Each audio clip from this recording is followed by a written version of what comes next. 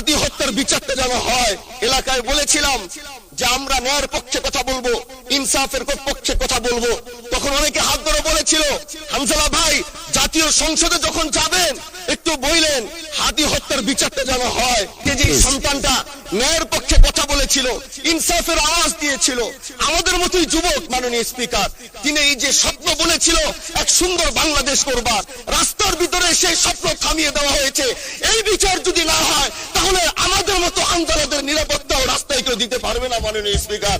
এজন্য আপনার মাধ্যমে আমি বলতে চাই হাদি হত্যার বিচার যেন সুনিশ্চিত করা হয়। আমরা আমাদের নবীকে সবচেয়ে বেশি ভালোবাসি, যিনি আখিরি নবী, যাকে বলা হয়েছে ওয়ামা আরসালনাকা ইল্লা রাহমাতাল লিল আলামিন। আমরা বারবার দেখছি কিছুদিন পর পর কারা যেন কিভাবে এসে আল্লাহ নবীর শানে কটূক্তি করে, নবীকে নিয়ে অশ্লীল ভাষায় গালিগালাজ করে। আপনি জানেন নবীর পরে আল্লাহ নবী হচ্ছে আমার ইমানের অংশ, আমার ইমানের পার্ট। তিনাকে ভালোবাসা, তিনার উপর ইমান, এটা আমার ইমানের অংশ। তিনি আমার শেষ নবী, যেটা কোরআন ঘোষণা দিয়েছে। নবীও বলেছে আনা খাতামুন নাবিয়্যিন লা নাবিয়্যা বাদি, আমি শেষ নবী, আমার পরে কোনো নবী আসবে না।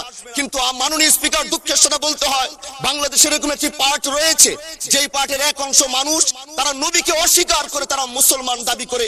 এবং এই বিষয়ে অনেকের ধারণা আছে, তারা জানে এই আন্দোলন করতে গিয়ে অনেক মুসলমানকে রাস্তায় শহীদ হতে হয়েছে, আন্দোলন করতে হয়েছে।